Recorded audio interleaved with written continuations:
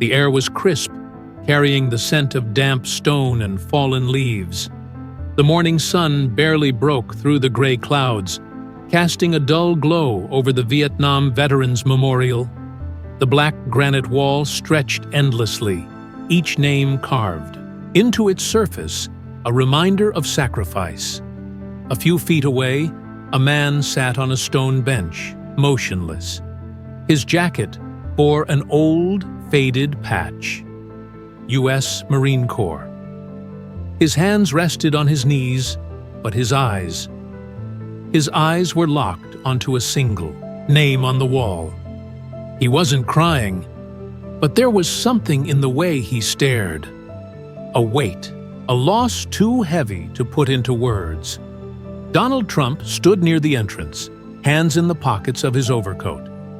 He had been here before, many times, but today felt different. Today, he wasn't here as a politician or a businessman. He was just here. The wind carried distant sounds, the chatter of tourists, the faint rustling of trees. But in this small corner of the memorial, everything felt still, frozen in time. Trump's gaze shifted back to the old man. There was something about the way he sat, shoulders slightly hunched, fingers curled as if gripping something invisible. The kind of stillness that only comes from years of carrying, a burden too heavy to put down. A moment passed, then another. Something inside Trump stirred. He had spent his life surrounded by crowds, applause, flashing cameras. But here, none of that mattered. There were no speeches to give, no deals to close. Just two men, standing in the presence of something greater than themselves. He hesitated for a brief second, then took a step forward. Trump walked forward, his footsteps muffled by the damp stone beneath him. The old man didn't move. His eyes remained fixed on the wall, on a single name etched into the granite. For a moment, Trump simply stood there, watching. There was a quiet intensity in the air, the kind that didn't need words, the kind that spoke louder than any speech ever could. Then, almost as if sensing him, the veteran finally shifted. His hand, weathered and trembling, reached out and traced the letters. On the cold surface, Michael J. Carter. Trump's gaze followed the man's fingers. A name, like thousands of others on this wall. Yet to this man, it wasn't just a name. It was a son, a promise, a memory frozen in time. The veteran took a shaky breath. He was 22, he murmured, almost to himself. He had a whole life ahead of him. He told me he'd be back. The words lingered, heavy in the cool morning air. Trump didn't speak. He knew there was nothing he could say that would ease this man's pain. So instead, he did something he rarely did. He listened. The old man's voice was steady, but there was something fragile beneath it. The kind of pain that doesn't fade with time. It just settles, becoming part of you. Trump watched as the veteran's fingers rested on the carved letters. His touch, light, almost reverent. There was a lifetime in that gesture, a conversation unspoken. He was just a kid, the man whispered. Didn't even get to start his life. 22 years old. And that was it. The silence stretched between them, heavy and unbroken. Trump glanced at the wall, at the endless rows of names. He had seen lists before, business reports, financial projections, voter statistics, numbers that carried weight. But these names weren't numbers. They were fathers, sons, brothers. Lives cut short, dreams left unfinished. The veteran exhaled, slowly. It's been 56 years, he said, his voice quieter now. And some days, it still feels like yesterday. Trump's jaw tightened. He had spent his life making deals, fixing problems. But this was a debt that could never be repaid. And for the first time in a long time, he felt truly powerless. The wind picked up slightly, rustling the fallen leaves along the stone path. The veteran didn't move. His eyes remained locked on the name before him, as if letting go of him for a second would mean losing him all over again. Trump shifted his weight, glancing around. Tourists passed in the distance, snapping photos, chatting casually. But here, in this quiet space, it felt like a different world. The veteran finally spoke. "You know, people thank me for my service all the time." He let out a dry chuckle. "They shake my hand, nod their heads, and then walk away. But they don't really see us." Trump said nothing. "We're relics to them," the man continued. "A reminder of things they'd rather forget. They don't know what it's like to watch your best friend fall right in front of you, to hold on to a promise you know you'll never keep." His voice wavered. "They call us heroes, but they don't see what it cost." Trump swallowed hard. He had heard speeches about sacrifice before. He had given them.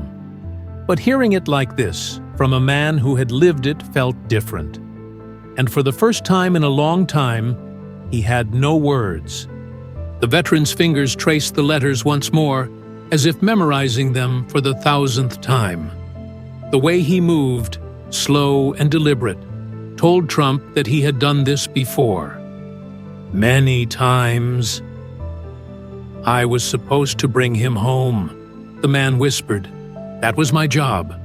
Watch his back. Make sure he made it." His voice cracked, just for a second. "But I came back alone." The wind carried his words away, but the weight of them lingered. Trump looked at him, really looked at him. The deep lines on his face, the way his hands trembled ever so slightly, the tired way he held himself. This wasn't just grief. This was guilt.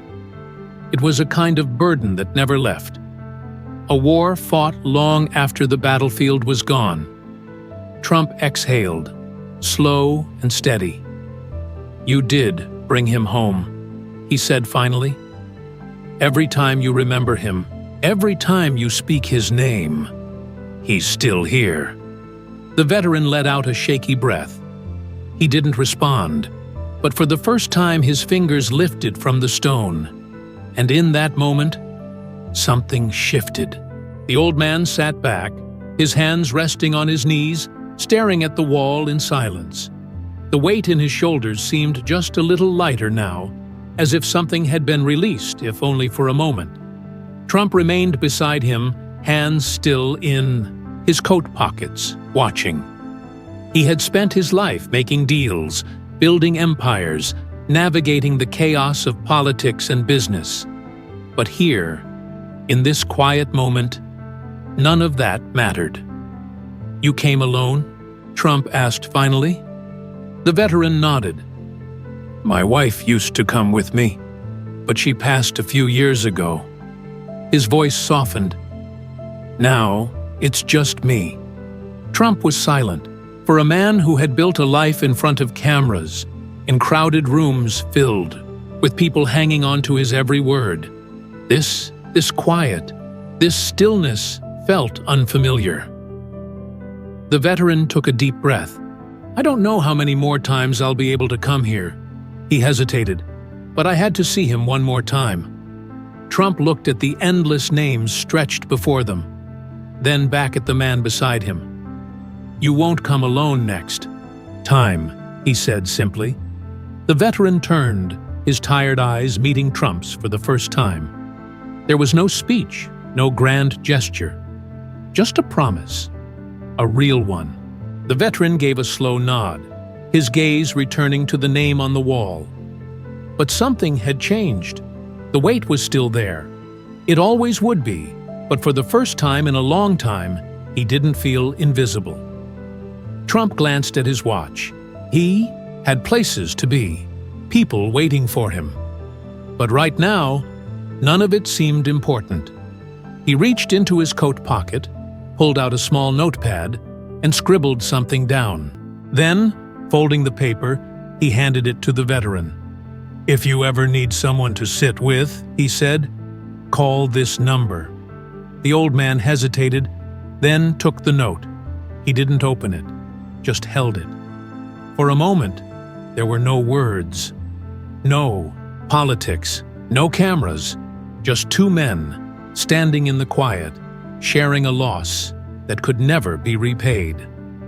As Trump turned to leave, the veteran whispered, just loud enough to hear, "Thank you." Trump didn't answer. Some moments spoke for themselves, and, as he walked away, the name on the wall remained.